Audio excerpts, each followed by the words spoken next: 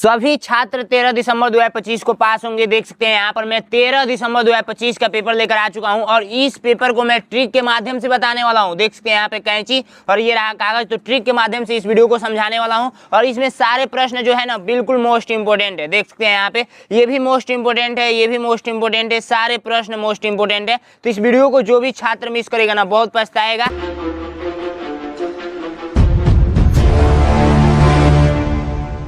Paper कुछ इस type से रहेगा, ठीक है। सबसे पहले पेपर के फर्स्ट पेज पे यहाँ पर रोल नंबर पूछा गया है तो यहाँ पर अपना रोल नंबर लिखेंगे और परीक्षार्थी का नाम पूछा गया है तो यहाँ पर अपना नाम लिखेंगे। परीक्षार्थी का हस्ताक्षर पूछा गया है तो यहाँ पर अपना सिग्नेचर करेंगे और समय 2 घंटा का मिलता है इस पेपर को सॉल्व करने के लिए और इस पे 100 नंबर का ये पेपर होता है, ठीक है। ये पेपर ओमआर शीट पे होता है तो ओमआर शीट कैसे भरना है, नैनो एग्जाम ओमआर शीट कैसे भरने लिखेंगे तो आपको वीडियो मिल जाएगी। मानसिक योग्यता के 40 प्रश्न पूछे जाते हैं 50 नंबर का और गणित का 20 प्रश्न पूछा जाता है 25 नंबर का और भाषा परीक्षा यानी हिंदी के 20 प्रश्न पूछे जाते हैं 25 नंबर का। टोटल 80 प्रश्न पूछा जाता है, 100 नंबर का ये पेपर होता है। आइए पेपर को शुरू करते हैं। सबसे पहले ऐसे पलटेंगे तो यहाँ पर भाग 1 आप लोगों से पूछा जाएगा। भाग 1 कुछ इस टाइप से दिया रहेगा और इस निर्देश को पढ़ेंगे तो इस निर्देश से ये कन्फर्म होगा ना कि इसमें सबसे अलग आकृति बता दीजिए। एक छोटा सा मैं एग्जाम्पल लूँ, मैं पूछूँ आप लोगों से कि आप बता दीजिए साइकिल, ठीक है, बस, मोटरसाइकिल, ठीक है, और उसके बाद से ट्रैक्टर ले लीजिए, ट्रैक्टर। इसमें सबसे अलग कौन सा है तो आप बोलेंगे भैया इसमें सबसे अलग साइकिल हो जाएगा क्योंकि इसमें ना तेल लगता है ना कुछ लगता है, ना पेट्रोल डीजल कुछ नहीं लगेगा, बाकी इन सब में पेट्रोल डीजल लगेगा, ठीक है। मोटरसाइकिल में ये बैटरी वाला नहीं बोल रहा हूँ, ठीक है, तब भी बैटरी वाला इलेक्ट्रॉनिक से चल रहा है, ये बिना इलेक्ट्रॉनिक का चल रहा है, तो सबसे अलग कौन सा हो जाएगा, साइकिल। वैसे इसमें बताना है सबसे अलग आप लोगों को आकृति ऐसे चुनना है। 3 आकृति एक जैसे हैं, देखिए ये बिस्किट है, ये चॉकलेट है, ये टेबलेट है, ये टॉफी है। तो बिस्किट, चॉकलेट और टॉफी एक जैसे हैं, टेबलेट यानी कि दावा है, ये दावा है तो सबसे अलग C नंबर हो जाएगा। इसमें सबसे अलग आकृति बताइए तो देखिए इसके अंदर जो एक आकृति है ना वो पूर्ण आकृति है, लेकिन ये आधा आकृति है तो B नंबर राइट आंसर हो जाएगा। नेक्स्ट वाला देखिए इसमें सबसे अलग आकृति, साथ साथ में आप लोग कमेंट करते चलिए, ठीक है। इसमें सबसे अलग आकृति आप लोग का ये वाला हो जाएगा क्योंकि ये आकृति एक जैसे हैं और ये आकृति बाहर के साइड से डाला गया है तो ये वाला राइट आंसर। इसमें सबसे अलग आकृति बता दीजिए तो देखिए रोमन अंक पढ़े हैं आप लोग, देखिए रोमन अंक के बारे में मैं बता दूं। एक I का मतलब होता है 1, ठीक है, 2 गो I का मतलब होता है 2, ठीक है, और 3 गो I का मतलब होता है 3, ठीक है, और एक I लिख कर भी लिख दिया जाए इसका मतलब होता है 4 और डायरेक्ट भी लिख दिया जाए तो इसका मतलब होता है 5 और भी और I लिख दिया जाए तो इसका मतलब होता है 6। तो हमको यहीं तक आप मतलब है यहाँ पे इस क्वेश्चन से, ठीक है। देखिए भी का मतलब 5 होता है, तो 5 का डबल कितना होता है तो 10 होता है, तो 2 2 4 2 6 2 8 2 10, 10 गो इमोजी इसमें डाला गया है। 3 गो है तो 3 का डबल कितना होता है 6, 6 गो इमोजी डाला गया है। 6 का डबल कितना होता है तो 12, 12 गो इसमें इमोजी नहीं है। 2 का डबल 4 होता है तो 4 गो इसमें इमोजी है, यानी इसका मतलब ये है इसका डबल किया है तो ये मिल जा रहा है, इसका डबल किया है तो ये मिल जा रहा है, इसका डबल करने पे ये नहीं मिल रहा है, इसके डबल करने पे ये मिल जा रहा है। तो A, B और D एक जैसे हैं और C नंबर सबसे अलग है, ठीक है। चलिए भाग 2 पे पहुंचते हैं, बहुत मजा आने वाला है क्लास में, ठीक है। भाग 2 का निर्देश पढ़ेंगे तो इस निर्देश से ये कन्फर्म होगा कि इसके जैसे सेम टू सेम आकृति बता दीजिए। इसके जैसे सेम टू सेम आकृति इसमें कौन सा है। मैंने बार एग्जाम्पल दिया है, एक एग्जाम्पल और मैं आपको देना चाहूँगा। देखिए एक छोटा सा क्वेश्चन मैं पूछता हूँ, अगर मान के चलिए कि यहाँ पर एक लड़का मैं बना रहा हूँ इस टाइप से, ठीक है, इस टाइप से। अब ऑप्शन दे दूं A, ऑप्शन दे दूं B, ऑप्शन दे दूं C और ऑप्शन दे दूं D और इसमें सारे लड़के मैं बना दूं और मैं यहाँ पे बना देता हूँ इसको ऐसे करके। इसके जैसे मैं सेम पूछूंगा तो आप बोलेंगे भैया इसके जैसे सेम जो है वो है D नंबर दिख रहा है ना। तो सेम ऐसे ही इसमें भी बताना है, इसके जैसे सेम बता देना है। तो देखिए ये इधर कलर किया गया है और ये इधर, तो इधर इसमें और इधर इसमें कलर किया गया है, तो कौन सा right answer, C number. Same बताना है। इसके जैसे सेम सेम बताना, तो इसके जैसे सेम सेम बी नंबर हो जाएगा। बी नंबर दोनों साइड में कलर किए गए, दोनों साइड में कलर किए गए हैं, और इसमें दोनों साइड कलर किया गया तो एक लकीर बढ़ा दिया गया, इसलिए राइट आंसर ये नहीं होगा, ये होगा। सेम सेम देखना है। और GSNZ, GSNZ C number right answer, ठीक है, सी नंबर राइट आंसर। इसमें बताना है सेम सेम, तो ये दो चिरखी जमा हुआ है, तो दो चिरखी किसमें है? बी नंबर में, ठीक है। तो इस टाइप से आपको बताना होता है भाग 8 तक। अब क्या करेंगे, सभी छात्र अपना अपना अटेंडेंस लगाएंगे, सभी छात्र अपना अपना अटेंडेंस लगाएंगे। चलिए भाग 3 पे पहुंचते हैं। भाग 3 को कैसे सॉल्व करेंगे, ध्यान से आप लोगों को देखना है। भाग 3 का जब निर्देश आप लोग पढ़ेंगे ना, तो भाग 3 के निर्देश ये कहता है ना कि आप यहाँ का आकृति कौन सा लाकर रखेंगे कि पूर्ण होगा। जैसे देखिए, मैं एक छोटा सा एग्जाम्पल लूँ, ये मैं 4 बॉक्स बना दिया, ठीक है, 4 बॉक्स बना दिया, देख सकते हैं इस टाइप से, ये 4 बॉक्स मैंने बना दिया। अब इसमें एक छोटा सा इस टाइप का बना देता हूं, ठीक है, रंगोली, क्या इसको बोलते हैं, रंगोली। अब मैं ये वाला हिस्सा पूछूं, ये वाला, तो आप लोग बता नहीं देंगे। जैसे इन सब में किया जा रहा था वैसे इसमें भी कर दीजिए, इसको मिला दीजिए, इसको ऐसे कर दीजिए और इसको ऐसे कर दीजिए, बस वैसे ही इसमें पूछा जा रहा है। ये जैसे मिलाया गया वैसे ही देखकर मिलाना है। मिला देंगे कि नहीं मिला देंगे, बिल्कुल ईजी है, मिला देंगे। देखिए कैसे, पेंसिल लेकर जाएंगे और इसको देखिए, सबसे पहले सीधा रेखा खींच देंगे, ठीक है, फिर इसको ऐसे, फिर इसको ऐसे, ठीक है, और फिर एक यहाँ से रेखा, यानी कि इसको ऐसे, फिर ऐसे, ऐसे, फिर ऐसे, फिर एक रेखा ऐसे, ठीक है, और एक यहाँ पे भी होना चाहिए सीधा एक रेखा, तो इसमें है, इसमें एक रेखा ऊपर से छोड़ दिया गया है, तो डी नंबर राइट आंसर हो जाएगा। समझ में आया? वैसे ही इसको करना है, तो इसका डायरेक्ट दिख रहा है, वो दिख रहा है कौन सा, ए नंबर, ए नंबर पे टिक करेंगे। इसका देखिए, इसका तो इसको सबसे पहले ऐसे मिलाएंगे, फिर ऐसे करके, फिर ऐसे, और एक बॉक्स भी है पास में, तो एक बॉक्स है यहाँ पे, फिर ऐसे, यानी बी नंबर राइट आंसर, ठीक है। इसको देखिए, इसके कमेंट बॉक्स में कमेंट कीजिए, और बाकी अपना अपना अटेंडेंस लगा देंगे। अटेंडेंस का मतलब आप लोग अपना नाम लिख कर जरूर जाएंगे, जैसे मेरा नाम गोविंद भैया, ठीक है, गोविंद भैया, और गोविंद भैया कैसे पढ़ाते हैं आप लोग बता दीजिएगा कमेंट बॉक्स में। बाकी ये पेपर बहुत ज़्यादा इम्पोर्टेंट है, इम्पोर्टेंट बहुत ज़्यादा है, इस वीडियो को मिस नहीं करना है, लास्ट तक देखिएगा, ठीक है। इसका राइट आंसर जो हो जाएगा वो हो जाएगा, ऐसे किया गया ना, तो ऐसे किया जाएगा, ठीक है, और इधर के साइड में कोष्टक डाला जाएगा, यानी कि जो राइट आंसर हो जाएगा वो हो जाएगा कौन सा, ये वाला, डी नंबर। डी नंबर पे टिक करेंगे। कोई भी कलर नहीं किया गया, यहाँ पे कलर कर दिया गया तो ये गलत हो जाएगा, ये भी कलर, ये भी कलर, यहाँ पे कलर नहीं किया गया तो डी नंबर राइट आंसर। चलिए भाग 4 में पहुंचते हैं। भाग 4 का जब निर्देश पढ़ेंगे ना, भाग 4 का ये जब निर्देश पढ़ेंगे, तो इस निर्देश से ये कन्फर्म होगा कि एक छोटा सा एग्जाम्पल लेकर मैं बता रहा हूँ क्या कन्फर्म होगा। पहला क्वेश्चन ये दे रहा हूँ कि एक लकीर है, फिर 2 लकीर हो गया, फिर 3 लकीर हो गया, और फिर मैं चौथे ऑप्शन में पूछूंगा कि क्या लकीर होगा, तो आपको जवाब देना है। तब तक के लिए क्वेश्चन और मैं बनाता हूँ। ये तीर ऐसे है, फिर ऐसे है, फिर ऐसे है, तो बता दीजिए नेक्स्ट वाला में जाएगा तो कैसे होगा। फिर फोर्थ वाला मैं पूछूँ आप लोग से, थर्ड वाला, कि ये 5 है, फिर 4 है, फिर 3 है, उसके बाद से क्या होगा आंसर। तो देखिए, सबसे पहली बात, 1 के बाद 2 हुआ, 2 के बाद 3 हुआ, तो 3 के बाद क्या होगा, 4 होगा, एक एक बढ़ रहा है, तो यानी कि 4 गो लकीर होगा, ठीक है, तो इस टाइप से। और ये तीर इधर है, फिर ऊपर, फिर इधर, तो इस बार नीचे जाएगा ऐसे। 5 के बाद 4, 4 के बाद 3, 3 के बाद क्या होगा, 2 होगा, ऐसे, ठीक है। वैसे ही इसमें बताना है, 1 के बाद 2, 2 के बाद 3, 3 के बाद क्या होगा, 4 होगा, तो सी नंबर राइट आंसर। सारे का मुंह इधर है तो इधर ही सी नंबर राइट आंसर। अब ये देखिए, ये मोस्ट इंपोर्टेंट प्रश्न है। ये कितने रेखा से बना हुआ है, तो 2 और 4, 6 रेखा से, 6 रेखा से बना हुआ है। तो फिर 4 रेखा से, 6 रेखा है ये, 1 2 3 4 5, एक 6 रेखा। फिर यहाँ पे बना हुआ है कितने रेखा से, 4 रेखा से, 4 के बाद 3, 3 के बाद 2 रेखा आएगा।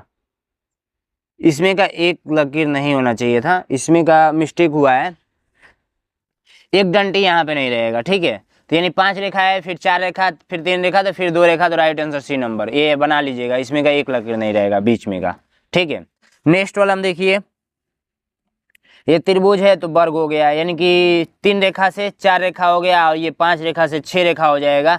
तो 6 रेखा किस में है, काउंट कीजिए। बाकी चिन्ह प्लस का ही रहेगा, सारे में प्लस है तो प्लस का ही रहेगा। 6 रेखा इसमें भी है और इसमें भी है, बट प्लस किस में है, तो बी नंबर में है, तो बी नंबर राइट आंसर पे टिक करेंगे, ठीक है।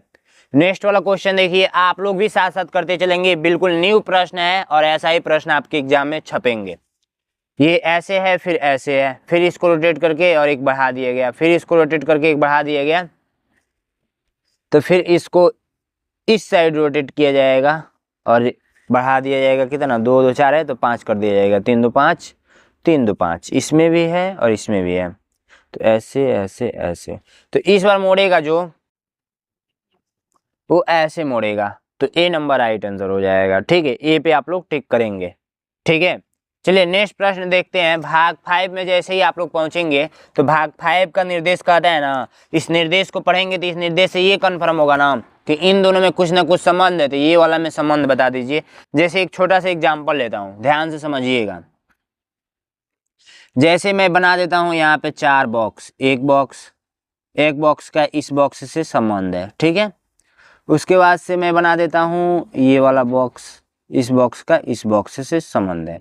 मैं पूछूं कि यहाँ पे बता दीजिए, छोटा सा एग्जाम्पल लूं, चलिए ए के बाद सी आ रहा है, तो ऐसे ही डी के बाद बता दीजिए क्या आएगा।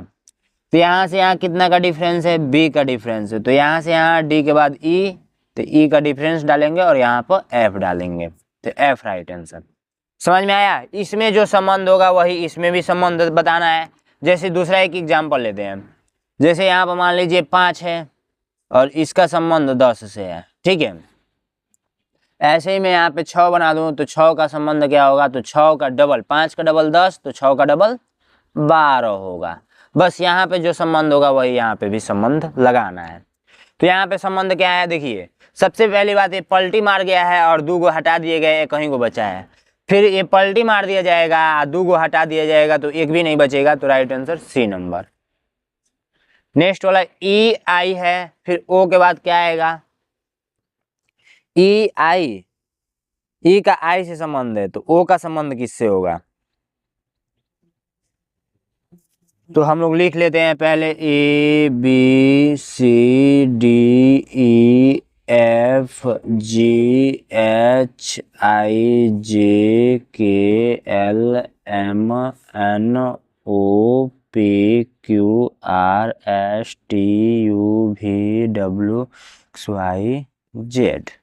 हमने जेड तक लिख लिया। आप लोग फटाफट क्या करेंगे, इस टाइप का प्रश्न पूछेगा तो जेड तक लिख लेंगे। अब संबंध पकड़ेंगे, ई है तो आई कैसे हो गया, तो 3 को छोड़ा हुआ है, तो ओ है तो ओ के बाद 3 को छोड़ देंगे, ओ है तो ओ के बाद 3 को छोड़ देंगे, तो हम लोग का क्या आ रहा है, यस आ रहा है। यस ऑप्शन में देख लेंगे है, तो हाँ भाई है, तब एस पे टिक करेंगे। समझ में आया। बस यही कॉन्सेप्ट यहाँ पे लगा हुआ है, बाकी कोई कॉन्सेप्ट नहीं है। ये देखिए त्रिभुज से वर्ग हो गया, यानी 3 रेखा से वर्ग हो गया और कलर भी कर दिया गया। ये 5 रेखा से 6 रेखा हो जाएगा और कलर भी कर दिया जाएगा। 4 2 2 4 2 6 एक साथ, भाई 7 को रेखा से गलत हो जाएगा, 6 को रेखा से डी नंबर है बस, तो डी नंबर पे टिक करेंगे। यही मैं काउंट कर रहा था। ये इस साइड के ऐसे जैसे है तो ये भी ऐसे ही हो जाएगा, ऐसे ही हो जाएगा। तो कलर फर्स्ट पे था तो इसमें सेकंड पे आ गया, तो सेकंड पे है तो थर्ड पे चला जाएगा, यानी सी नंबर राइट आंसर होगा, सी नंबर। ये कलर भी देखना है, यही बच्चे मिस्टेक करते हैं। तुरंत देखेंगे ऐसे है तो ये ऐसे है तो ऐसे आ जाएगा, तो ये बी पे मार देंगे, तुरंत गलत हो जाएगा सी पे। देखिए ये कलर फर्स्ट पे है तो सेकंड पे आ गया, तो ये सेकंड पे है तो थर्ड पे चला जाएगा, एक आगे बढ़ेगा, तो सी नंबर राइट आंसर, ठीक है। ये छोटी छोटी मिस्टेक आपको नहीं करनी एग्जाम में। भाग 6 में जैसे ही पहुंचेंगे तो भाग 6 का निर्देश कहता है ना कि आप ये आकृति किस आकृति में छिपी हुई है यही बता दीजिए, ये आकृति किस आकृति में छिपी हुई है यही बता दीजिए, ठीक है। 1 मिनट, भाग 6 तब 7 8 9 10,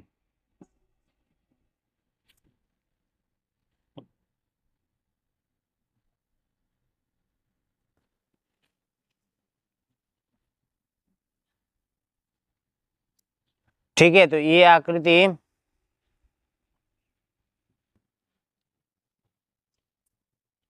नहीं नहीं नहीं, हाँ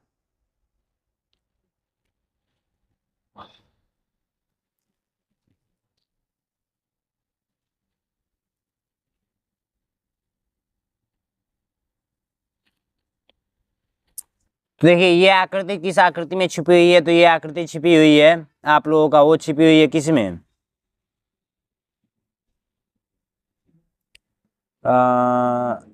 ऐसे करके, ऐसे करके, फिर ऐसे भी किया गया है ना।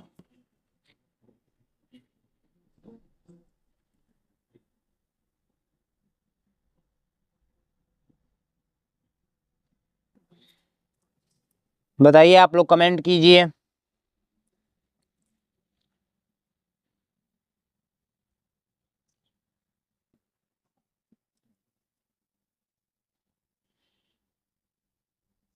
इसका राइट आंसर इसी में होगा, ये इस टाइप से है, हाँ हाँ हाँ, ऐसे करके, ऐसे करके, ऐसे, सी नंबर।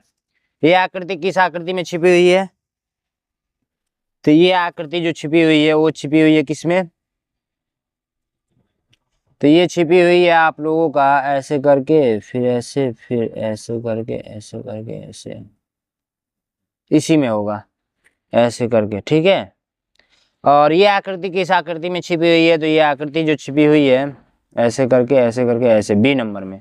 ये आकृति किस आकृति में छिपी हुई है, तो ये आकृति जो छिपी हुई है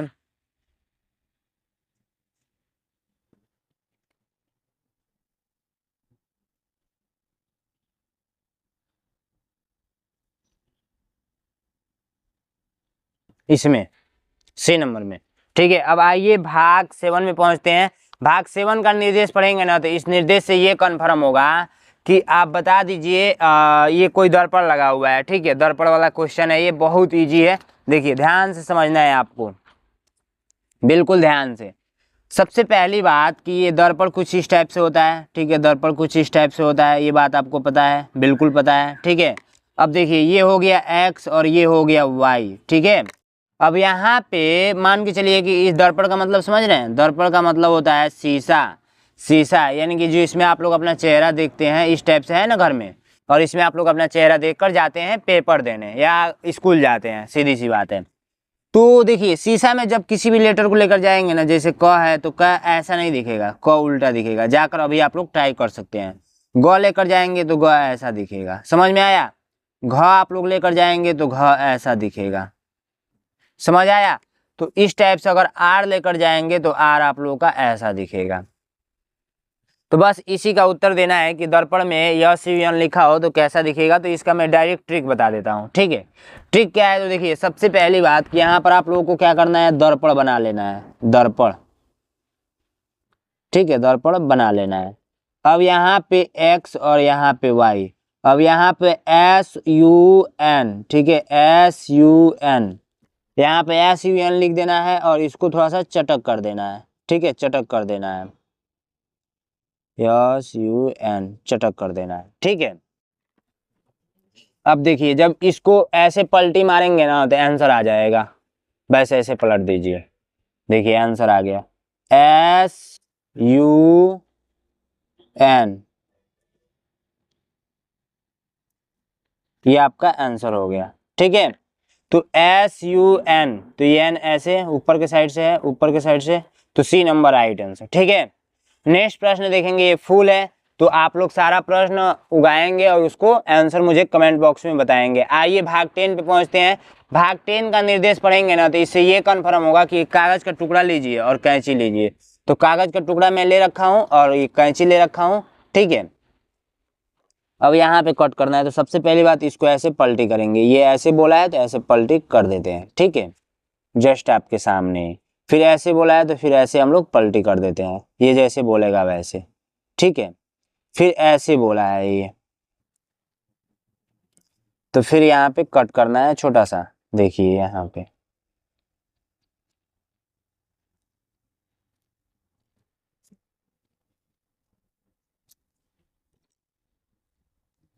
तो हमने क्या किया,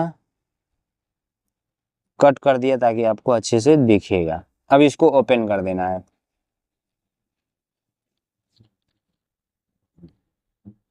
बस ये कैसा दिखेगा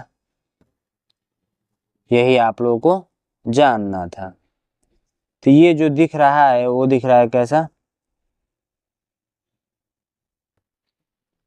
ए नंबर जैसे, ठीक है, ए नंबर जैसे दिख रहा है। समझ आया आप लोगों को? ये देखिए अब दिख रहा होगा, ए नंबर जैसा दिख रहा है ना। तो ए नंबर पे आप लोग क्या करेंगे, टिक करेंगे। सेकेंड नंबर का आप लोग काट कर देख लेंगे, काट कर देख लेंगे या मैं काट कर दिखा दूं? चलिए काट कर दिखा देता हूं, क्योंकि आप लोग नहीं कर पाते हैं। इसको ऐसे फोल्ड कर देना है, ठीक है, फिर इसको ऐसे फोल्ड कर देना है,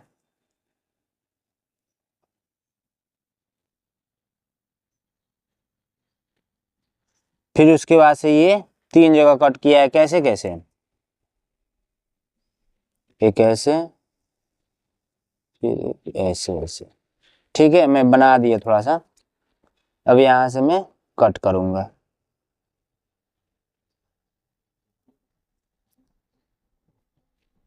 आप लोग घर पे ट्राई कर लीजिएगा, अभी भी टाइम है आप लोगों के पास ट्राई करने के लिए, ठीक है। तो घर पे ये सारा कुछ ट्राई कर लेंगे। चलिए मैं इसको ओपन करता हूँ। ओपन करूंगा तो कैसे दिखेगा यही आप लोगों को बताना था। तो ओपन करने पे हमको दिखा कैसे, बी नंबर जैसे। तो बी नंबर पे आप लोग टिक करेंगे। चलिए नेक्स्ट प्रश्न आप लोग कर लेंगे, और नेक्स्ट प्रश्न उससे आगे आप लोग कर लेंगे, कमेंट बॉक्स में बताइएगा, ठीक है। चलिए आइए भाग 9 पे पहुंचते हैं। भाग 9 का निर्देश पढ़ेंगे ना। भाग 9 का निर्देश कहता है कि इन छोटे छोटे टुकड़े से घर बनाना है, कौन सा आकृति होगा। इन छोटे छोटे टुकड़ों से घर बनाना है, कौन सा आकृति होगा। तो देखिए बहुत सिंपल सा बात है, इन छोटे छोटे टुकड़ों का कहाँ कहाँ प्रयोग करना है वही ढूंढना है। तो ये वाला आकृति यहाँ पे प्रयोग किया गया है, ये वाला आकृति यहाँ पे, और ये वाला आकृति यहाँ पे। Right answer B number. ये वाला आकृति आप लोग का जो दिख रहा है वो दिख रहा है कहाँ पे, यहाँ पे, और ये वाला आकृति यहाँ पे, और त्रिभुज ऊपर, सी नंबर। ये वाला देखिए, ये वाला हमको डायरेक्ट दिख रहा है किस में, डी नंबर में, ठीक है। और ये वाला देखिए, ये वाला यहाँ पे, ये वाला यहाँ पे, और ये वाला यहाँ पे। ये भी तो हो सकता है, बट ये नहीं होगा, ये थोड़ा सा बड़ा रेखा है। ये वाला राइट आंसर बी नंबर, ठीक है। चलिए आइए भाग 10 पे पहुंचते हैं। भाग 10 का निर्देश पढ़ेंगे ना। तो भाग 10 का निर्देश कहता है कि यह आकृति किस आकृति में छिपी हुई है। देखिए पहले हम लोग ने भाग 6 में भी शायद यही पढ़ लिया, तो वहां पर मिस्टेक से टाइप हो गया है, बट कोई दिक्कत नहीं है, फिर से हम लोग पढ़ लेते हैं। यह आकृति देखिए यहाँ पे छिपी हुई है, ठीक है, नहीं नहीं नहीं यहाँ पे है, ठीक है। यह आकृति देखिए किस आकृति में छिपी हुई है। तो ये आकृति आप लोग का छिपी हुई है, वो छिपी हुई है कहाँ पे, यहाँ पे, ऐसे करके है ना, हाँ यहाँ पे सी नंबर। ये आकृति देखिए कहाँ पे छिपी हुई है। तो ये आकृति छिपी हुई है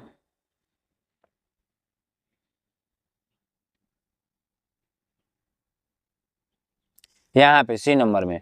ये आकृति किस आकृति में छिपी हुई है, तो ये ऐसे करके ऐसे करके ऐसे, तो डी बी नंबर। अब इसके बाद हम लोग मैथ का सलूशन करेंगे। उससे पहले मैं आपको एक छोटी सी जानकारी दे दूं कि देखिए मैथ के ये जो सारे प्रश्न हैं, मैथ के देखिए सारे प्रश्न कितने ज़्यादा इंपॉर्टेंट हैं। मैथ के सारे प्रश्न कितने ज़्यादा इंपॉर्टेंट हैं, ठीक है। तो इस वीडियो को मिस नहीं करना है, एंड तक देखते ही रहना है। मैथ का भी ये सलूशन मैं बिल्कुल अच्छे तरीके से कराने वाला हूँ, ठीक है। उससे पहले मैं आपको बताना चाहूँगा कि ऐसे ही मैथ के, हिंदी के सारा कुछ चाहिए आपको, तो ये 20 मॉडल पेपर मेरा ऑर्डर कर लेंगे। 20 मॉडल पेपर है, आपको दिख रहा है ना अच्छे से। 20 मॉडल पेपर आपको कितने रुपए में मिल जाएगा, तो 20 मॉडल पेपर आप लोगों को मिलेगा 199 रुपए में। सबसे पहले इस मॉडल पेपर की खासियत क्या है कि सारे प्रश्न नए नए डाले गए हैं, ठीक है, ठीक है, देख सकते हैं यहाँ पे कुछ इस टाइप से, ठीक है। और इसमें मैथ का भी मैं प्रश्न दिखा दूं, देखिए सारे प्रश्न न्यू सिलेबस पे हैं, तो ये सारे के सारे क्या है, इम्पोर्टेंट है। तो आप लोग खरीद लीजिए आपको क्या करना है, इस नंबर पे आप लोगों को व्हाट्सअप करके बोल देना है कि सर हमको मॉडल पेपर चाहिए 20 मॉडल पेपर, तो QR कोड भेजा जाएगा, पेमेंट करके स्क्रीनशॉट भेज देंगे, ज्वाइन कर लिया जाएगा। हर मॉडल पेपर का आंसर शीट भी मिलेगा और वीडियो सोल्यूशन भी मिलेगा, और ये पेपर PDF के रूप में मैं भेजूंगा व्हाट्सएप पे, घर पे नहीं जाएगा, ठीक है। तो आप लोगों को कन्फर्म हो गया, व्हाट्सअप कीजिए। अब आइए मैथ का सोल्यूशन करते हैं बिल्कुल ईजी तरीका से। पहला इंपॉर्टेंट प्रश्न है कि इसका मान ज्ञात करना है, क्या है, m, उसके बाद से c, उसके बाद से x l भी, आप प्लस कर देना है c l x, ठीक है, l x, और इसके बाद से ये क्या है, ये आप लोगों का डबल i है, ठीक है, डबल i है, तो डबल i बना लीजिएगा, ठीक है। अब उसके बाद से आप लोगों को क्या करना है, माइनस इसमें से घटाना है, क्या, तो वो घटाना है l x x i और v घटाना है, ठीक है। चलिए देखिए, सबसे पहली बात कि आपको मैं बता दूं एक छोटी सी जानकारी, 1i का मतलब 1 होता है, 2i का मतलब 2 होता है, और 3i का मतलब होता है 3, और v का मतलब होता है 5, और x का मतलब होता है 10, और l का मतलब होता है 50, और c का मतलब होता है 100, और d का मतलब होता है 500, ठीक है, m का मतलब होता है 1000, ठीक है। ये बात आपको पता चल गया, बिल्कुल पता चल गया, ठीक है। बस इसी से आंसर निकल जाएगा। m का मतलब मैंने क्या बताया, तो m का मतलब मैंने बताया, वो बताया कितना, तो 1000 बताया, ठीक है, 1000।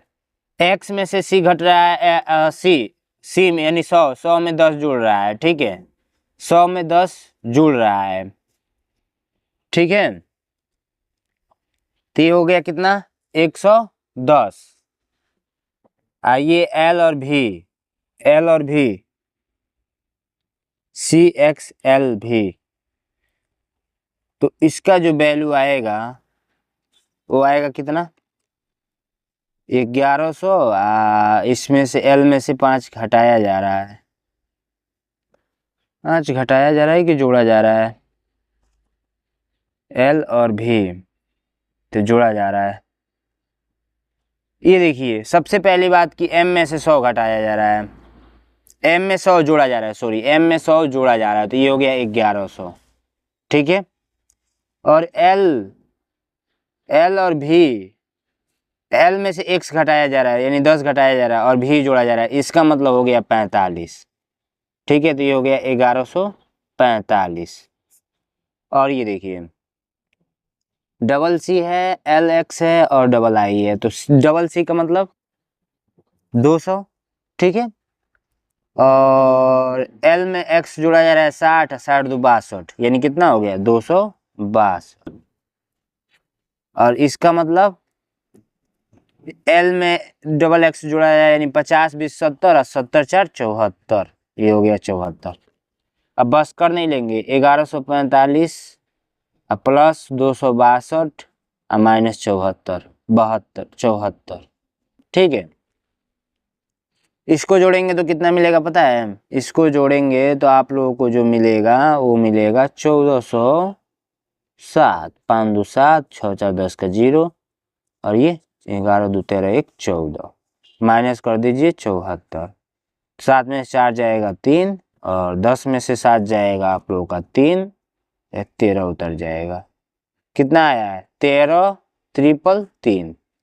तो इसको लिखना हो तो कैसे लिखेंगे, देखिए सबसे पहले 1000 लिखिए, 1000 का मतलब क्या है m लिखिए, फिर 300 लिखना है तो 3 गो c, फिर 33 लिखना है तो 3 गो x लिखेंगे तो 30, इसमें 3 जोड़ना है तो 3 गो i लिखेंगे, तब जाकर ये कंप्लीट होगा। इतना बड़ा m triple c triple x और ट्रिपल i यानी कि c नंबर राइट आंसर। चलिए नेक्स्ट प्रश्न, एक व्यापारी ने 40 पंखे रुपए 1800 रुपये प्रति पंखी की दर से खरीदे, कितने रुपए, 18 रुपये प्रति पंखा की दर से खरीदे, 1800 रुपया। परिवहन के दौरान 5 पंखे क्षतिग्रस्त हो गए, उसने बचे हुए पंखों को रुपए 21 रुपये प्रति पंखा बेच दिया, तो सही कथन चुनिए। 40 को पंखा जो खरीदा 1800 रुपये प्रति एक का खरीदा, तो 18 चौको 72, 72 कितना जीरो, 3 4 4 जीरो 3 जीरो, ठीक है। 72,000 रुपये का खरीदा उसने। 5 पंखा खराब हो गया तो 5 गुणे बचा कितना 35, यानी 35 पंखा खराब हो गया, 5 पंखा खराब हो गया, 35 पंखा उसने बेचा होगा कितने रुपए में, 2100 रुपये प्रति बेचा होगा, यानी ये 73,500 रुपये में बेच दिया। और जो इसके बीच में जो 5 पंखा खराब हो गया इसको काट दीजिए, यानी खराब हो गया, इतना पंखा उसने बेच दिया इतने रुपए में, तो इतने रुपए में खरीदा और इतने रुपए में बेच दिया, सीधी सी बात है, लाभ हुआ। तो कितने रुपए का लाभ हुआ, तो 1500 रुपये की लाभ हो गया। इसमें से इसको घटा देंगे तो 1500, 1500 रुपया लाभ हो गया। समझ में आया, उसने रुपये 1500 रुपये का लाभ हुआ, उससे रुपये 1500 रुपये के लाभ हुआ। ए नंबर राइट आंसर। नेक्स्ट प्रश्न देखेंगे। नेक्स्ट प्रश्न ये है आप लोगों का, बहुत ही सिंपल प्रश्न है। देखिए सबसे पहली बात कि ये आप लोगों का जो दिया हुआ है वो क्या दिया हुआ है, ध्यान से आप लोग देखेंगे। सबसे पहले मैं क्वेश्चन को लिख देता हूँ। ये 15 दिया हुआ है, -3 -4 डिवाइडेड,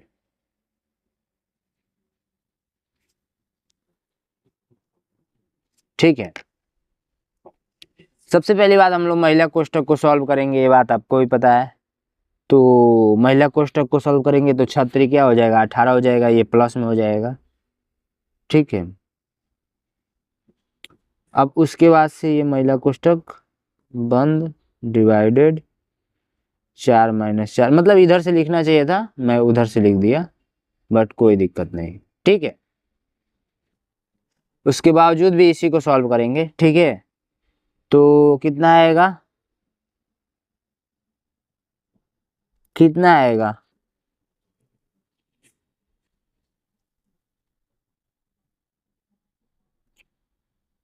-3 -4 -15 8 23 आएगा। अब इसको घटाएंगे, ये डिवाइडेड का चिन्ह है, 15 -3 4 में से 4 जाएगा 0, डिवाइडेड 23, 0 में इसे भाग देंगे तो 0 ही आएगा, तो 15 - 0, ठीक है। आइए हो जाएगा माइनस माइनस प्लस,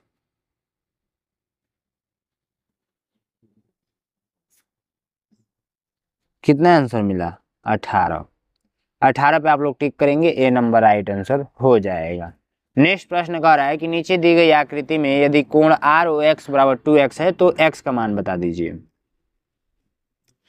सबसे पहली बात कि आप लोगों का इस टाइप का रेखा बना हुआ है, ठीक है।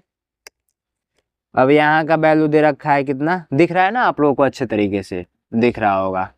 यहाँ का दे रखा है 4x और यहाँ का दे रखा है ये O है, ठीक है, O समझिएगा, ये कोई कोण नहीं है। यहाँ का दे रखा है 3x और यहाँ का दे रखा है 2x और ये R है, ये x है।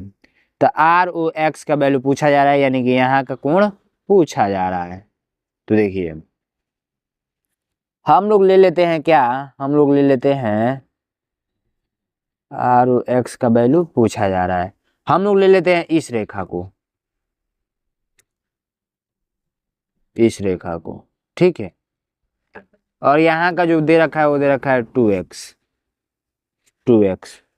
तो हम लोग ले लेते हैं इसको, तो हम लोग का क्या हो जाएगा, देखिए एक सीधा जो रेखा होता है ना उस पे 180 डिग्री का कोण बनता है। तो 4x प्लस का 2x प्लस का 3x इक्वल टू 180 डिग्री का कोण बनेगा। अब यहाँ से x का वैल्यू पता चल जाएगा, 6 3 9x हो जाएगा बराबर 180। इस टाइप से होगा ना,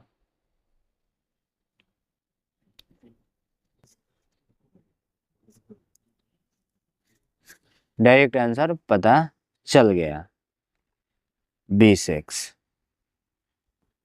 तो ओनली x का वैल्यू पूछा था, ना कि 2x का, 2x है तो x का वैल्यू पूछा गया था, तो x का वैल्यू कितना है 20, ये नंबर राइट आंसर, ठीक है। नेक्स्ट क्वेश्चन देखिए, 18 किग्रा 18 kg, 450 ग्राम, 22 किग्रा और 375 ग्राम, 9 किग्रा और ये 980 ग्राम। इसको जोड़ना है तो जोड़ दीजिए, कितना होगा 18 22 तो होगा 40 9 49 kg, ये हो जाएगा। ये हो जाएगा कितना, तो 9 3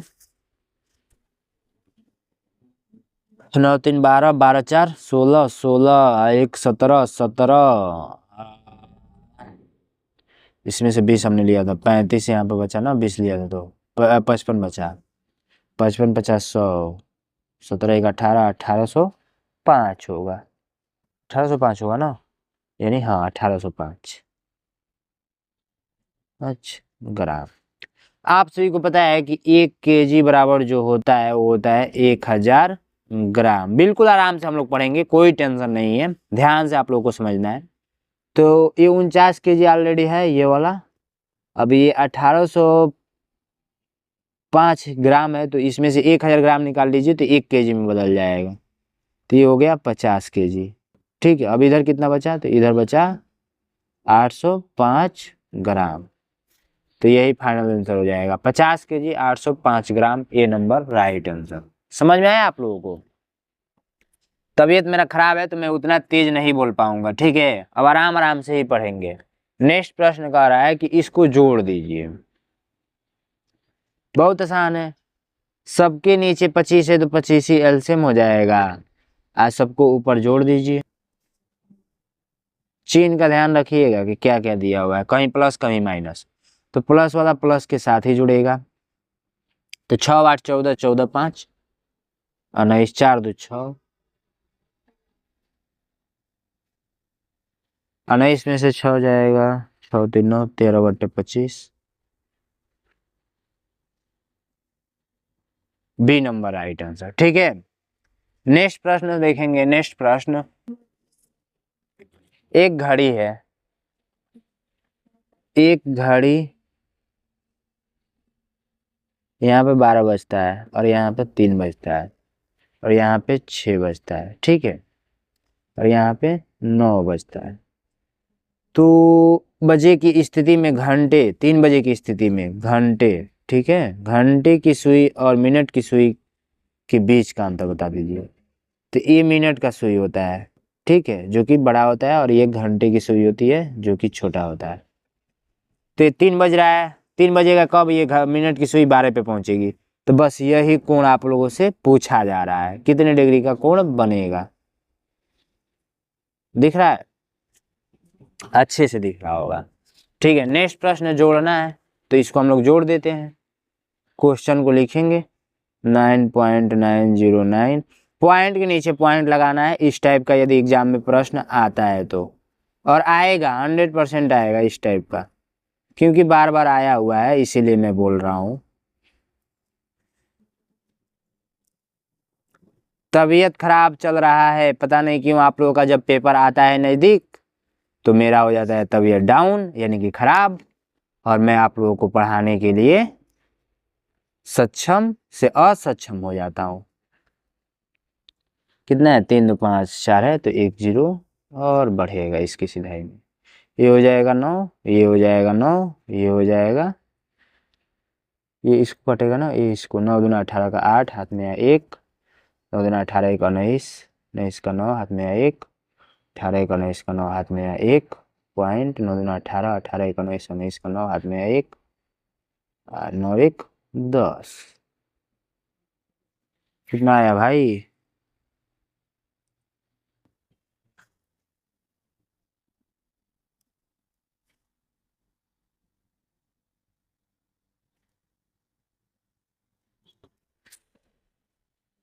ये आंसर आया, बट आंसर ऑप्शन में नहीं है।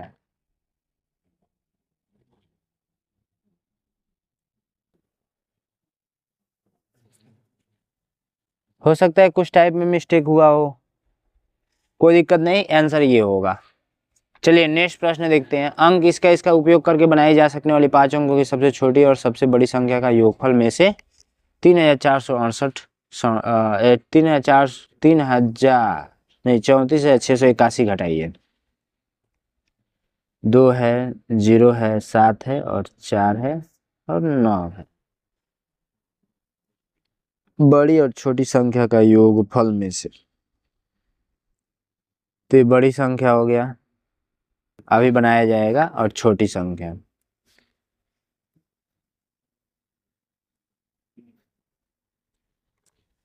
तो बड़ी संख्या बनाने के लिए सबसे पहले 9, फिर 7, फिर 4, फिर 2 और फिर 0, फिर 2 0 4 7 9, ये छोटी संख्या। दोनों का योगफल में से योगफल कीजिए तो 9 9 8 7 9 2 11, इसमें से घटाना है 34,681। घटाएंगे तो फाइनल आंसर क्या आएगा, मुझे आंसर कमेंट बॉक्स में बताइएगा। ठीक है, बहुत ही सिंपल है, बता देंगे। तबीयत खराब है, मैं ज़्यादा कुछ हार्ड तरीके से नहीं पढ़ाऊंगा ताकि मुझे दिक्कत हो और मैं वीडियो को बहुत बड़ा कर दूं, नहीं तो बाद में फिर दिक्कत आएगी मुझे। समझ में आया आप लोगों को ये बात? बिल्कुल समझ में आया। नेक्स्ट वाला क्वेश्चन का सलूशन करेंगे, ठीक है। जैसे कौन सा कथन सत्य है यही बताना है। तो देखिए सबसे पहले ए नंबर को हम लोग लेते हैं। ए नंबर दिया है कि 48/6 है और गुणा में 4 है, अब बराबर में 48 डिवाइडेड 6 गुणे 4 है। क्या ये बराबर है? तो 6 से कट करेंगे, 6 का 12 36 18 6 24 6 35 36 7 6 42 8 6 48, 8 बार में 8 गुणे 4 8 चौको 32, इधर का जो वैल्यू आया है 32 आया, 6 चौको 24, 24 दूना 48। इधर का जो वैल्यू आया है 2 आया है। क्या ये इसके बराबर है? नहीं है, गलत। पहला ऑप्शन गलत, जो जिसके बराबर आ जाएगा वही राइट आंसर हो जाएगा। तो चलिए हम लोग इसको कर लेते हैं। 72 गुणे 18 माइनस 72 गुणे 8 इक्वल टू 720। क्या ये सही आएगा? तो सबसे पहले गुणा करते हैं फिर घटाते हैं। गुणा करके घटाकर मुझे बताइएगा, फाइनल आंसर यही होगा। ठीक है, जब इसको सॉल्व करेंगे ना तो इसके बराबर आ जाएगा तो वही आंसर हो जाएगा। तो ऐसे कर लीजिए और इसको सॉल्व कीजिए। क्या इसके बराबर आ जाता है 720 के? तो हाँ आ जाएगा, तो आंसर हो जाएगा। जो जिसके बराबर आ जाएगा वही आंसर हो जाएगा। चलिए हम लोग नेक्स्ट प्रश्न की ओर बढ़ते हैं। अभी बहुत सारा प्रश्न करना है, इम्पोर्टेंट। ये सारे प्रश्न इम्पोर्टेंट हैं। एक वर्गाकार पार्क की भुजा 60 मीटर है, इसमें अंदर का चारों ओर 3 मीटर चौड़ा पथ है। यदि पथ को समतल करने पर ₹10 प्रति वर्ग मीटर की दर से व्यय किया जाए तो कुल खर्चा कितना होगा? मस्त प्रश्न है, कोई दिक्कत नहीं है। एक वर्गाकार है तो वर्गाकार इस टाइप से होगा, इसके अंदर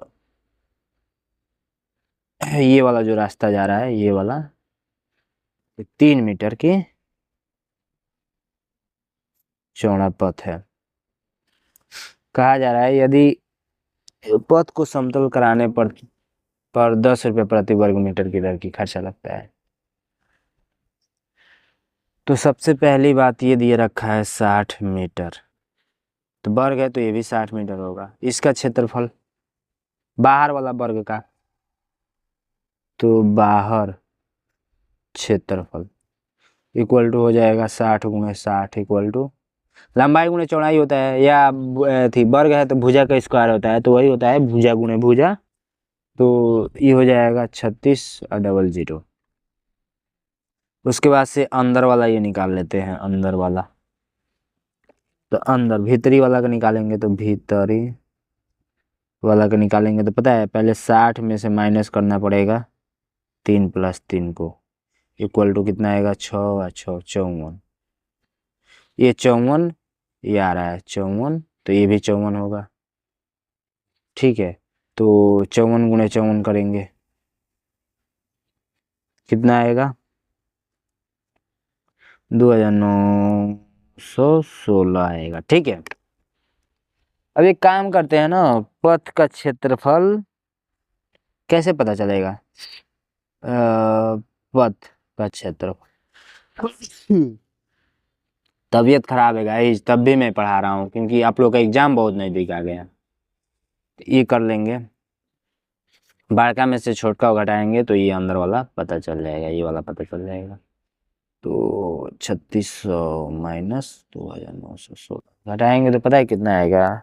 684 वर्ग मीटर। और 1 वर्ग मीटर का खर्च पता है कितना है? दिख रहा है आपको वीडियो में? मीटर का खर्च है 10 रुपया। तो 684 वर्ग का पता क्या होगा?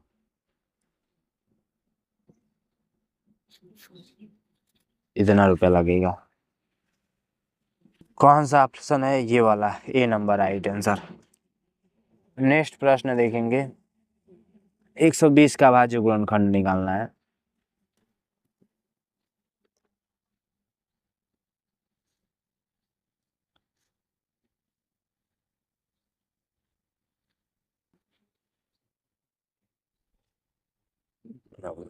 अब मैं बोल नहीं रहा हूँ क्योंकि तबीयत खराब है, निकाल दे रहा हूँ, आपको दिख ही रहा है, ऐसे ही निकालना होता है। जहाँ बताने वाला रहेगा वहां मैं बताऊंगा। ईंधन और कपड़ों पर खर्चों को मिलाने पर केंद्र पर कितना डिग्री का कोण बनेगा? वाह भाई साहब। ईंधन 9% है, कपड़ा है 11%, टोटल मिलाकर 20%। तो एक जो बिंदु होता है ना, इस पे 360 डिग्री का कोण बनता है। ठीक है, ये गोला है, 360 डिग्री का कोण बनेगा। तो 360 का 20%, तो 360 गुणे 20/100, राइट आंसर 72, ए नंबर। ठीक है, नेक्स्ट प्रश्न देखेंगे कि इसका हम लोगों से पूछा है अभाज्य गुणनखंड कितने हैं। तो सबसे पहली बात आप लोग को जानना पता है क्या जरूरी है?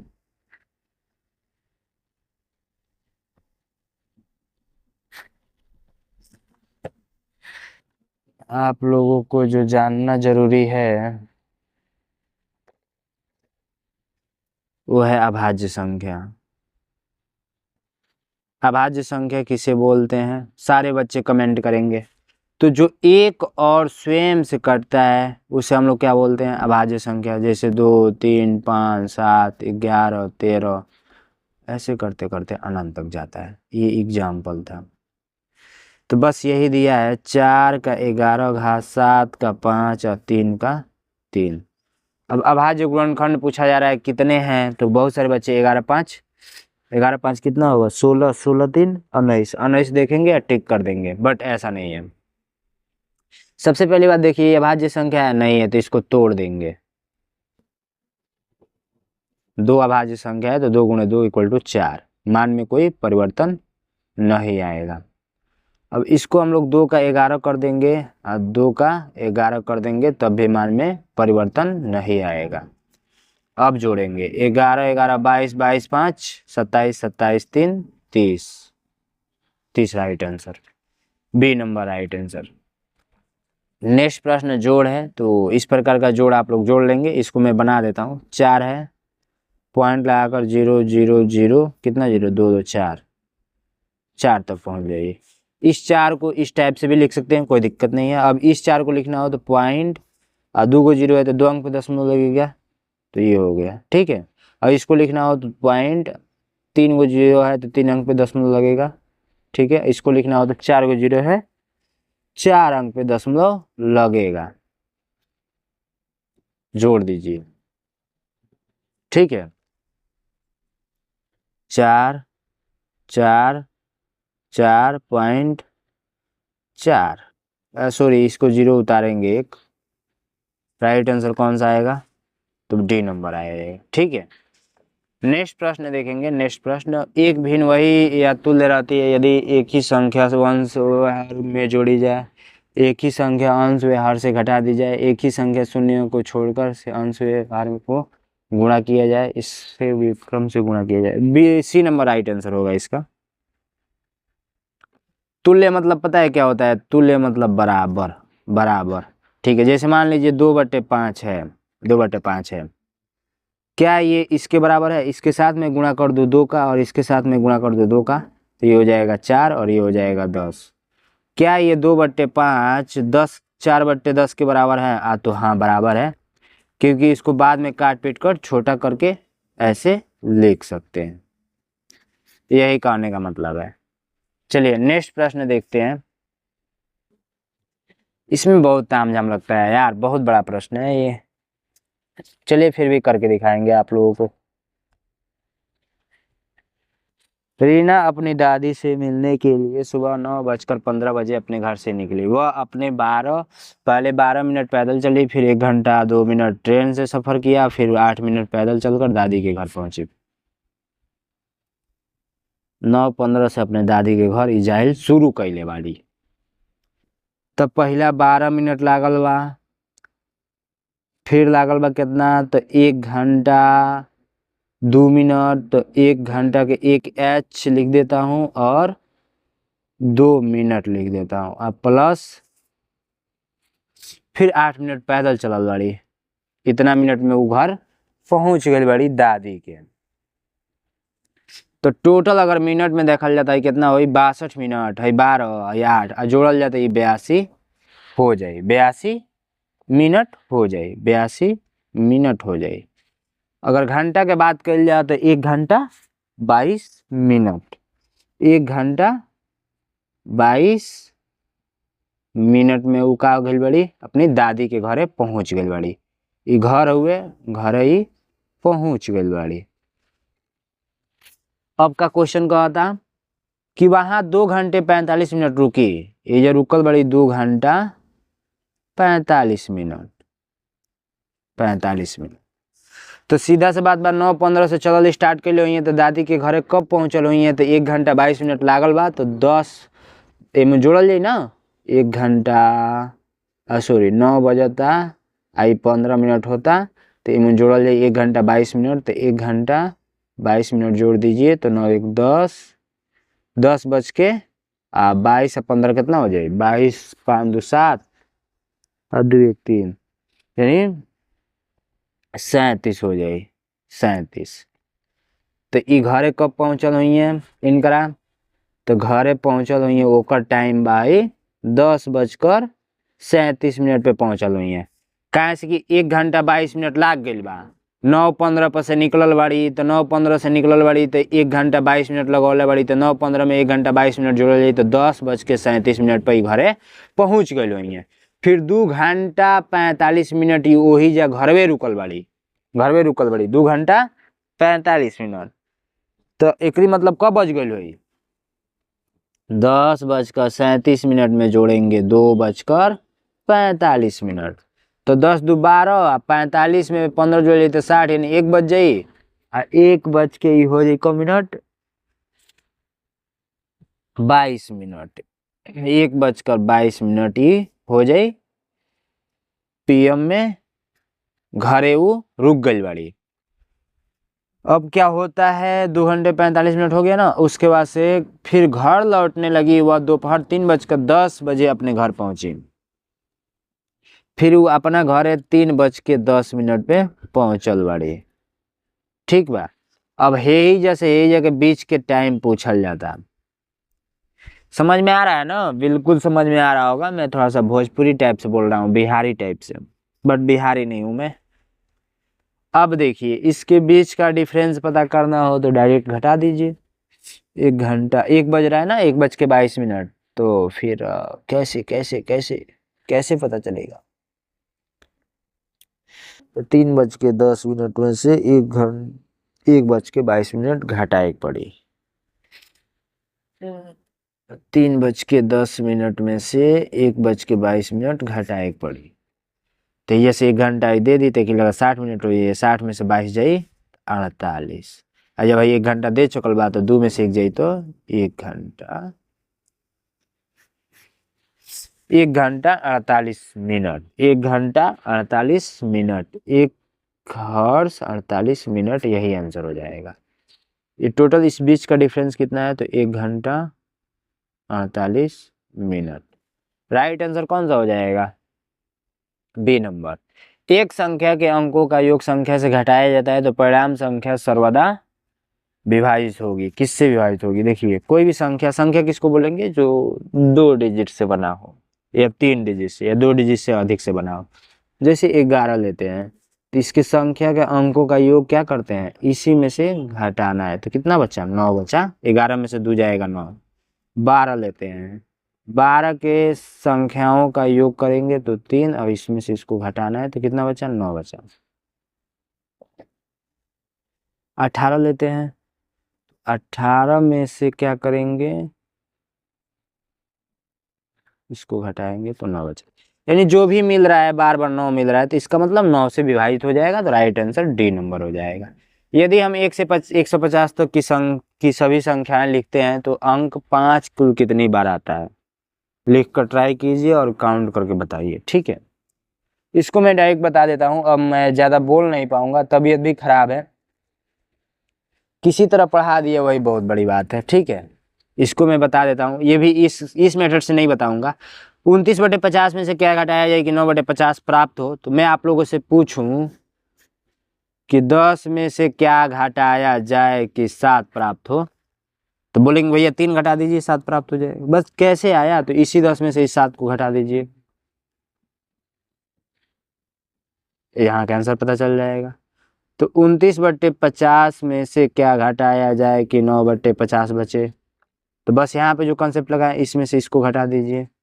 तो 29/50 माइनस 9/50। क्या घटाना है यार? एलसीएम 50 हो जाएगा। 20 यही आएगा 20/50। ये भी आंसर हो सकता है बी नंबर, क्योंकि 0 से 0 काट देंगे 2/5। ये दोनों राइट आंसर हो सकता है, कोई दिक्कत नहीं। चलिए बस अब हम लोग हिंदी का सॉल्व करेंगे। तो हिंदी का भी इसी में सॉल्व कर देते हैं, क्या ही दिक्कत जाता है। हिंदी का अनुच्छेद पढ़ेंगे ना तो फिर अनुच्छेद को ही पढ़ना होता है और इसका उत्तर देना होता है। तो चलिए हम लोग पढ़ते हैं और ध्यान से सुनेंगे आप लोग।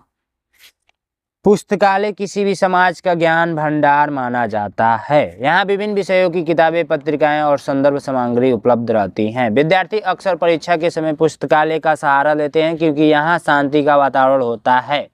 कई लोग नई नई बातें सीखने, शोध करने या अपने समय का सदुपयोग करने के लिए भी पुस्तक का चयन करते हैं। पुस्तकालय का एक महत्वपूर्ण नियम यह है कि किताबें समय पर लौटाई जाए ताकि अन्य लोग भी उसका उपयोग कर सकें। देखिए, यहाँ कहने का मतलब ये है ना कि जब आप ग्रेजुएशन करेंगे तो वहाँ पे एक फ्री में किताब मिलेगी लाइब्रेरी से, और उस किताब को फिर लौटा देना होता है क्योंकि अगले साल जो नेक्स्ट बार जो बच्चे पढ़ने एडमिशन कराएंगे ना वो पढ़ सकें, ठीक है। तो फ्री में मिलता है। कुछ आधुनिक पुस्तकालय अब डिजिटली रूप में भी किताबें उपलब्ध करा रहे हैं जिससे विद्यार्थी घर बैठे अध्ययन कर पाते हैं। कुछ मिलकर पुस्तकालय शिक्षा, ज्ञान और समाज और बौद्धिक विकास के अहम भूमिका निभाता है। कहने का मतलब ये है ना कि अब हो ये रहा है कि कुछ लोग ऐसे भी हैं जो डिजिटली किताब प्रोवाइड करा रहे हैं। जैसे मेरा है PDF में आपको दे देता हूँ। PDF एक तरफ से क्या है? किताब ही तो है ना, तो किताब ही समझिए ना। ये अनुच्छेद किसके बारे में है? तो ये अनुच्छेद किताबें बेचने की प्रक्रिया, पुस्तकालय का महत्व। पुस्तकालय का महत्व है बी नंबर राइट आंसर। पुस्तकालय का कौन सा लाभ नहीं बताया गया है? शांति का वातावरण, नई जानकारी मिलना, किताबें समय पर लौटाना, फिल्मों का संग्रह मिलना। डी नंबर राइट आंसर हो जाएगा, डी वाला नहीं बताया गया है। सदुपयोग का समानार्थी, सदुपयोग का समान अर्थ, यानी कि सदुपयोग मतलब किसी वस्तु का हम उपयोग कर सकें और सही से उपयोग कर सके, तो यही सदुपयोग का मतलब होता है, सही से उपयोग कर सकें। B number right answer. आधुनिक पुस्तकालय किस सुविधा के लिए जाने जाते हैं? तो आधुनिक जो पुस्तकालय होते हैं ना उसको हम लोग जानते हैं किस रूप में? डिजिटली फॉर्म में। डिजिटली फॉर्म में डिजिटल किताबें। पुस्तकालय समाज के लिए किस विकास में मदद करता है? तो भाई 65 नंबर का राइट आंसर बौद्धिक। बौद्धिक बौद्धिक अभी हम लोग ने पढ़ा था,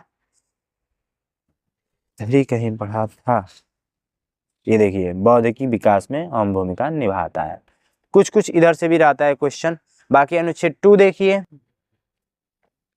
आज़ादी हर नागरिक का सबसे महत्वपूर्ण अधिकार माना जाता है। आज़ादी हर किसी को चाहिए। यह हमें अपनी इच्छाओं और विचारों के अनुसार जीवन जीने का अवसर देती है, ठीक है। भारत ने आज़ादी पाने के लिए लंबा संघर्ष किया था। अनेक स्वतंत्रता सेनानियों ने अपना बलिदान देकर देश को गुलामी से मुक्त कराया था। आज़ादी के बाद देश ने शिक्षा, विज्ञान और विकास के कई क्षेत्रों में प्रगति की। आज़ादी का सही उपयोग तभी है जब नागरिक अपने कर्तव्यों का पालन करते हुए समाज में शांति और भाईचारा बनाए रखें। यदि आप आज़ादी का दुरुपयोग हो तो समाज में अव्यवस्था फैल सकती है। इसीलिए हमें स्वतंत्रता का सम्मान करते हुए उसे जिम्मेदारी के साथ इस्तेमाल करना चाहिए। आज़ादी केवल अधिकार नहीं बल्कि जिम्मेदारी भी है। देखिए एक शायरी याद आया आज़ादी से रिलेटेड कि जब हम छोटे थे ना, 10th या 12th में पढ़ते थे, उस समय हमारे पास जब मैं भाषण देने जाता था तो उस समय पता है कैसे भाषण देता था? हमारा देश इतना आसानी से आज़ाद नहीं हुआ है। हमारे देश को आज़ाद कराने के लिए अनेक महान स्वतंत्र सेनानियों ने कुर्बानी दी है। अनेक माताओं ने अपने बेटे को खोया है, अनेक पत्नियों ने अपने पति को खोया है, अनेक बहनों ने अपने भाइयों को खोया है, तब जाकर ये हमारा देश आज़ाद हुआ है। इस टाइप का खूब मतलब तगड़ा तरीका से बोलते थे कि कोई हंसती कोई मस्ती कोई चाह पे मरता है, कोई हंसती कोई मस्ती कोई चाह पे मरता है, कोई नफरत कोई मोहब्बत कोई लगाव पे मरता है। और नैनो एग्जाम के सर ऐसे हैं, और नैनो एग्जाम के सर के जो बच्चे हैं, जो छात्र हैं, वो ऐसे हैं कि वो अपने देश पे मरते हैं। इसी टाइप से जोड़ सकते हैं, कोई दिक्कत नहीं है। ठीक है कि न तन चाहिए न धन चाहिए, अमन से भरा है वतन चाहिए। कि न तन चाहिए न धन चाहिए, अमन से भरा है वतन चाहिए, और जब तक जिंदा रहूं इस मातृभूमि के लिए, और मरूं तो तिरंगा कफन चाहिए। बहुत सारा याद था और उस टाइम बहुत सारा डाल आके हमने मारा करता था, बट इस समय सब कुछ खत्म हो गया है।